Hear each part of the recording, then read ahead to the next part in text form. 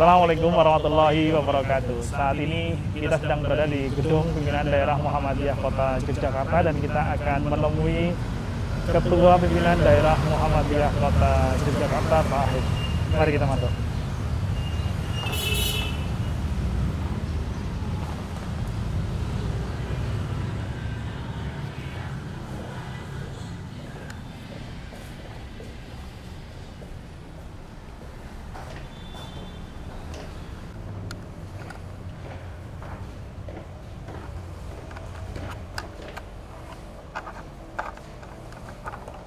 Assalamualaikum. Waalaikumsalam. Waalaikumsalam. Moga-moga Mas Budi. Boleh masuk? Moga-moga. Deh, hatur suwun. Sebaiknya cuci dulu pakai hand sanitizer. Baik, terima kasih. Wah, ini protokol yang luar biasa ini ya. Gitu. Di tengah pandemi tentu kita masih harus tertib terkait dengan cuci tangan seperti ini. Ini bukan mengada-ada, Iya. tapi ya protokolnya mesti harus begitu. Betul sekali. Dan ini salah satu islah yang bagus ya di kantor Muhammadiyah, bahwa menggunakan hand sanitizer ini adalah satu kewajiban. Kita masuk dan nanti juga kita keluar. Kita Moga-moga ke beliau. Moga Mas Budi. Nun, lahir, nun, betul. Ini sebenarnya ini protokolnya memang harus begitu. Mohon maaf, harus cuci tangan dulu, pakai sanitizer karena memang ini bagian dari upaya kita lah untuk ikut mencegah dan juga menghentikan pandemi ini. Kalau kita tidak langsung ya, apalagi kita di kantor PDM kan ditonton banyak. Dan setiap tamu yang hadir di sini pun harus seperti itu ya? Semua tamu bahkan screeningnya sejak masuk. Tadi kalau penjenengan di Sapam tadi di bawah ada periksa dan cek suhu, kemudian cuci tangan, nanti di masing-masing ruangan juga kita siapkan. Ya, jadi ini salah satu bentuk ikhtiarnya pimpinan kantor PDM ya. Baik, Pak Ahid, ini menarik kalau kita berbicara mengenai beberapa waktu yang lalu kita telah melewati bulan Ramadan dan ini masih di bulan Syawal. Jadi kalau boleh disampaikan ke kita semua begitu, bagaimana kemudian pimpinan daerah Muhammadiyah Kota Yogyakarta terkait dengan pelaksanaan ibadah Ramadan dan juga pelaksanaan sholat Id yang di dalamnya juga banyak sekali rangkaian kegiatan yang menyertainya, Pak Ahid. Jadi begini Mas Budi, alhamdulillah pimpinan daerah ini masih sami nawa atau dengan keputusan-keputusan pimpinan pusat, pimpinan wilayah, juga dengan pemerintah daerah terkait dengan penanganan pandemi. Nah, di antaranya adalah ketika kita masuk ke bulan Ramadan. Ini sudah Ramadan yang kedua. Ramadan yang pertama, insya Allah masih banyak juga yang ragu-ragu, tetapi akibatnya kelihatan. Nah, yang sekarang, alhamdulillah tidak ada laporan bahwa masjid kita, musola kita menjadi sebuah klaster. Alhamdulillah. Meskipun juga di luar kita nampaknya masih ada. Tapi insya Allah dengan saudara-saudara kita sampai ke tingkat cabang, tingkat ranting jamaah yang betul-betul mentaati protokol kesehatan sesuai dengan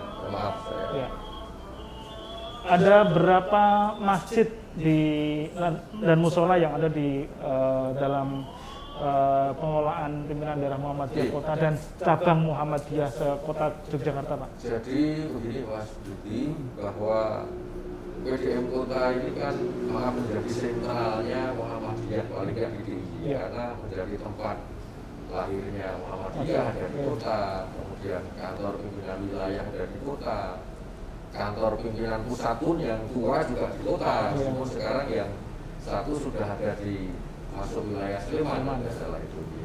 Kita ada 14 cabang, 14 cabang ya, dengan berbagai dinamika yang kita laksanakan di pimpinan daerah Muhammadiyah. Itu alhamdulillah semuanya sudah melaksanakan protokol dan tidak ada laporan yang kemudian kemarin selama Ramadan tidak melaksanakan protokol dengan baik. Terbukti bahwa memang tidak ada laporan juga bahwa masjid kita, musola kita ada yang kemudian menjadi klaster. Jadi 14 pimpinan cabang Muhammadiyah itu semuanya mentaati kebijakan dari Majelis Tarjih, MCCC, baik itu pusat maupun wilayah ya Pak. Betul. Dan juga saya mengapresiasi teman-teman yang di lapangan dari MCCC PDM yang luar biasa mengedukasi ke masyarakat, mengedukasi ke jamaah, termasuk juga keamanusiaan pendidikan. Dalam bentuk apa itu Pak edukasi? Jadi, yang pertama kita selalu ada komunikasi dengan pihak sekolah dan edaran yang ada dari pimpinan pusat, kemudian pimpinan wilayah itu selalu kita sampaikan juga. Kemudian termasuk membuat studio itu ya Pak? Ya, itu upaya juga kita. Ini muncul setelah Mas Umar. Jadi kita program sudah lama, tapi kan semuanya masih ragu. Betul. Nah begitu ada pandemi, saya katakan ini wajib harus sudah disiapkan.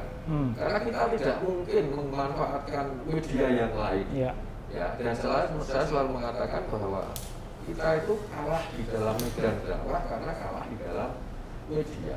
Nah maka kita punya studio tadi ya? Punya studio SA14. SA itu Sultan Agung 14. Ini kantor kita ini. Karena ini di Jalan Sultan Agung ya? Sultan Agung 14 ya biar memudahkan aja. Ya, jadi studio SA14. 14-nya nomor. 14 nomor. Oke. SA itu Sultan Agung. Ya. Nah itu alhamdulillah efektif sekali. Digunakan apa sih kemarin? Dimanfaatkan ketika Ramadan kita setiap hari ada pengajian subuh. Dan setiap pengajian tentu mengingatkan agar protokol kesehatan, pencegahan begitu ya. Iya. Karena kita masih dalam kondisi seperti ini, kalau kita tidak memberi contoh, ya kita akan orang Jawa mengatakan kainan, Mas. Kita sebagai pimpinan. Alhamdulillah kemudian juga di amal usaha.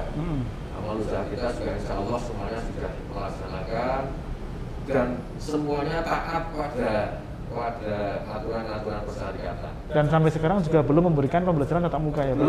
Belum. Ini juga sebagai bagian dari ketaatan ya? Bagian dari ketaatan, karena bagaimanapun kalau kemudian ada 1-2 yang melaksanakan, itu mesti nanti akan ada sesuatu yang tidak kita inginkan. Baik. Ada kenyataan itu. Ini menarik ini. Jadi selama Ramadan kemarin, baik itu ibadah sholat tarawih, kemudian juga takbiran, kemudian juga sholat id, itu semuanya mengikuti edaran dari pimpinan pusat dan wilayah ya. Dan dengan di masjid tentu dengan sholat tarawih yang terbatas ya.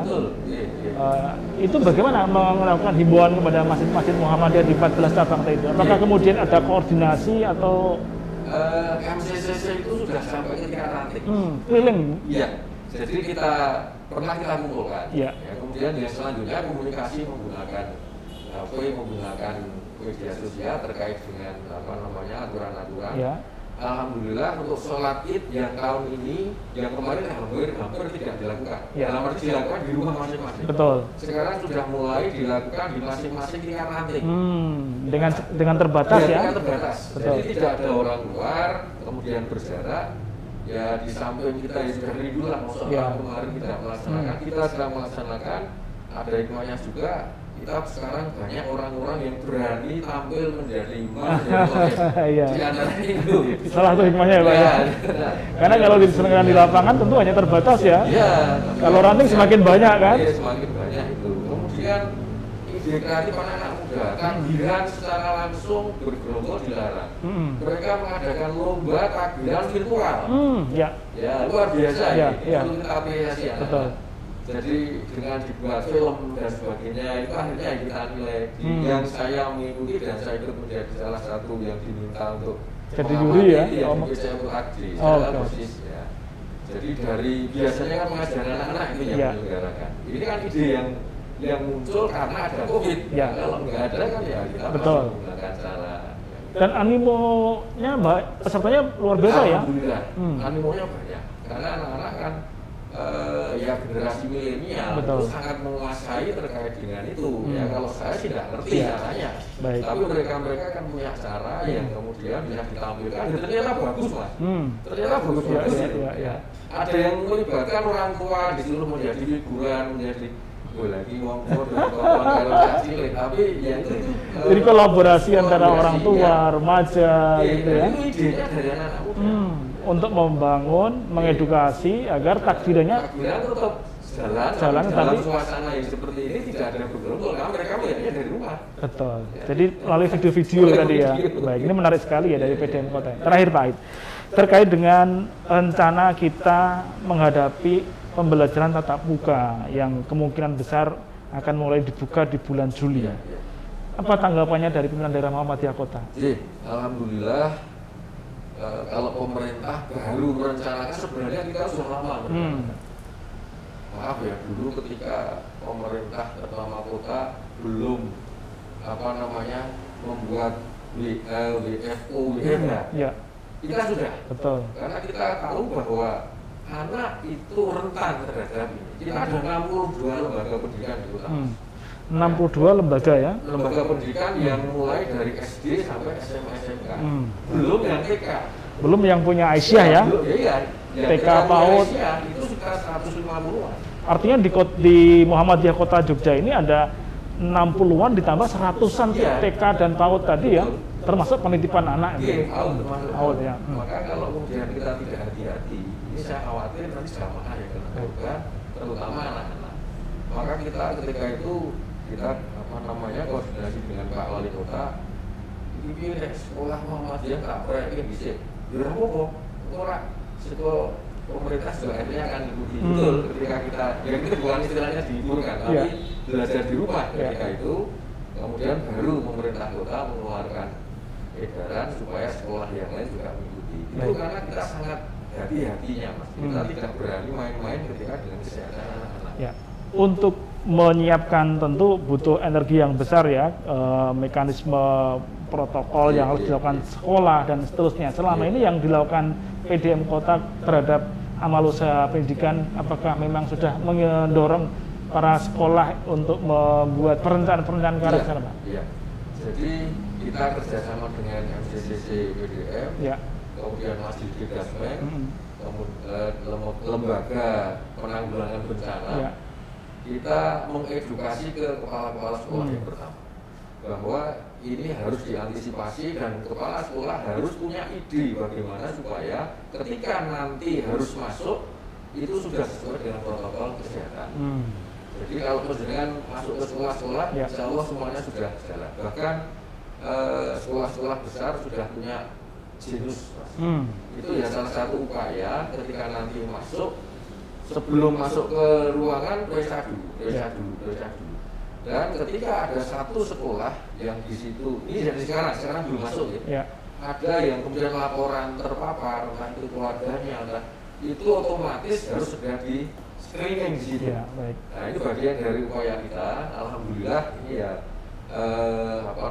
ketaatan, karena saya menilai harus ada dua hal ya untuk menghentikan itu. Yang pertama adalah disiplin, betul. Yang kedua jujur. Pak Ahid, apa ini pesannya Pak Ahid selaku Ketua PDM Kota ke seluruh pimpinan di PDM, Majelis Lembaga Ortom dan juga amal usaha Muhammadiyah se-Kota Yogyakarta? Apa Pak pesannya? Terima kasih. Jadi begini, yang pertama kita harus yakin betul bahwa COVID-19 itu ada. Itu yang kedua, karena banyak yang kemudian mereka tidak percaya. Betul. Yang kedua, bagaimana kita bisa mengupayakan semaksimal mungkin ini tidak menyebar kemana-mana. Itu tadi saya katakan harus ada dua hal. Satu, disiplin sesuai dengan protokol kesehatan yang sudah ditentukan pemerintah, sudah ditentukan masjid, sudah lengkap, baik dalam kehidupan sosial, baik dalam ibadah sudah ada. Tinggal kita harus menggunakan itu. Yang kedua, kita harus jujur. Kita berani mengatakan kalau memang saya habis ketemu dengan ini yang kemudian terpapar, dan kita harus meyakinkan juga bahwa penyakit ini bukan aib. Ya, itu yang seringkali menjadi masalah di tingkat grassroots. Mereka malu mengatakan bahwa kalau kena itu kemudian menjadi aib. Ini bukan aib. Nah ini bagaimana kita semua selaku aktivis atau juga bahkan pimpinan di persyarikatan mengedukasi ke masyarakat, ke jamaah, biar semuanya paham. Sehingga dengan demikian saya sangat mengapresiasi pimpinan pusat. Sedemikian getolnya. Yang kita di bawah juga harus mengimbangi beliau-beliau. Ya, kalau yang ada di pimpinan pusat seperti itu, kita yang di bawah ya santai-santai saja ya nggak ada artinya. Karena kita ini yang ada di ujung tombaknya persyarikatan. Dan terima kasih kepada jamaah, kepada pimpinan ranting, pimpinan cabang ya sudah sedemikian getolnya dengan giroh yang luar biasa untuk membantu. Ini sebenarnya membantu pemerintah, membantu pemerintah untuk menanggulangi terkait dengan pandemi COVID-19 ini. Baik, terima kasih Pak Hid. Ini diskusi yang menarik. Kita hari ini bisa silaturahim sowan kepada Ketua Pimpinan Daerah Muhammadiyah Kota Yogyakarta, dan beliau tadi menyampaikan pesan baiknya kepada kita semua bahwa ada 2 poin ya, kedisiplinan dan juga kejujuran. Untuk memutus rantai virus corona, maka kita harus jujur. Kalaupun kita pernah terinfeksi atau sedang terinfeksi, atau keluarga kita sedang terinfeksi, maka kita harus menyampaikan siapa yang pernah kontak dengan kita, sehingga itu akan mengurai siapa yang kemudian akan perlu di tracing dan kemudian harus melakukan penanganan berikutnya. Dan kedua adalah disiplin. Termasuk hari ini tadi saya diajari beliau betul bagaimana kedisiplinan, cuci tangan sebelum berinteraksi dengan beliau, pakai masker harus sampai nanti sudah keluar dari ruangan ini dan saya sendiri, dan beliau pun juga tetap setia menggunakan maskernya. Untuk itu kita terima kasih kepada pimpinan daerah Muhammadiyah Kota yang telah tetap berkomitmen untuk terlibat di dalam usaha pencegahan penanggulangan COVID-19 di Kota Yogyakarta. Mohon maaf sekali khilafan. Terima kasih. Assalamualaikum warahmatullahi wabarakatuh. Waalaikumsalam.